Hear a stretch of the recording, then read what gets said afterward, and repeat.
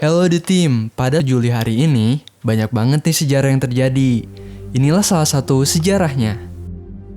Rainbow Warrior adalah salah satu nama untuk seri kapal-kapal laut yang dioperasikan oleh Greenpeace.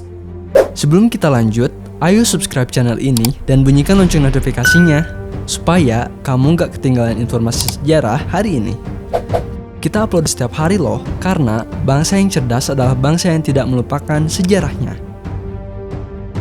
Kapal pertama ini ditenggelamkan oleh Dinas Rahasia Prancis DGSI di Pelabuhan Auckland, Selandia Baru pada 10 Juli 1985 melalui cara sabotase. Saat itu, para aktivis Greenpeace mendapat teror besar-besaran karena menantang percobaan nuklir Prancis yang dilakukan di Pulau Mururoa, sekitar Polinesia. Kapal yang sekarang menggunakan nama ini mulai beroperasi sejak 1989. Rainbow Warrior ini merupakan satu dari 3 buah kapal yang digunakan Greenpeace untuk menjalankan aksinya menentang perusahaan lingkungan saat ini. 2 kapal lainnya, Arctic Sunrise dan Esperanza, beraksi di belahan bumi utara hingga ke kutub. Kapal ini adalah kapal pukat ikan yang dibeli Greenpeace 4 tahun setelah kapal pertama tenggelam. Greenpeace lalu memodifikasi kapal buatan tahun 1957 itu menjadi kapal motor layar. Lalu, dilengkapi peralatan navigasi dan pelayaran modern serta komunikasi elektronik yang mutakhir.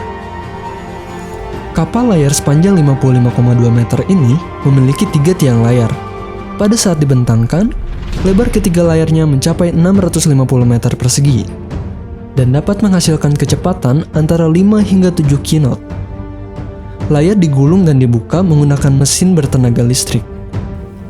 Dalam kondisi baik, perpindahan tenaga mesin ke tenaga angin dapat dilakukan hanya dalam waktu 10 menit sejak kapal berlabuh.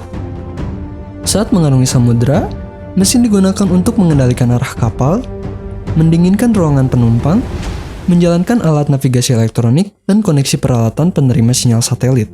Di ruang kemudi, terdapat 2 layar radar dan sebuah sistem penentu posisi global atau GPS yang membantu menentukan arah. Kemudian, 2 kubah satelit di buritan memungkinkan kru berkomunikasi ke seluruh belahan bumi melalui radio maupun surat elektronik.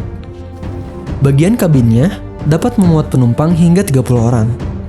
Para aktivis Greenpeace memanfaatkan bekas palka yang dulunya dipakai untuk mendinginkan ikan hasil tangkapan sebagai ruang workshop.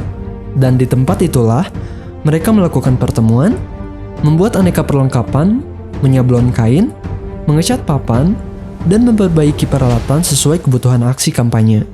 Kesunyian di dermaga Pelabuhan Auckland, Selandia Baru, seketika berganti menjadi menakutkan pada pukul 23:45 waktu setempat. Dentuman keras mengagetkan orang-orang di kapal yang bersandar maupun yang berada di daratan. Penyebab dentuman tersebut diketahui dilakukan oleh intelijen Prancis, DGSI, yang menyebabkan kapal tersebut tenggelam di Pelabuhan Auckland, Selandia Baru, dan 1 dari 12 orang di kapal tersebut, yakni fotografer Fernando Pereira, tewas tenggelam. Setelah melalui proses rumit pencarian dan upaya mendesakan pihak-pihak yang terkait untuk mengungkap kasus tersebut, akhirnya 2 dari 6 pelaku sabotase ditemukan. Kemudian, pada 1987, di bawah tekanan berat publik internasional, pemerintah Prancis membayar kompensasi senilai 8,16 juta dolar Amerika kepada Greenpeace. Nah, Edu Team, itulah salah satu sejarah yang sudah kami rangkum dan sajikan di Edu History. Semoga dengan menonton video ini, pengetahuan sejarah kamu jadi bertambah ya. Ayo bagikan dan like video ini sebanyak-banyaknya, karena semakin banyak yang menonton, maka kamu turut mendukung kami untuk memberikan informasi mengenai sejarah apa yang terjadi hari ini. Alvin undur pamit, sampai ketemu lagi di video lainnya ya. See ya!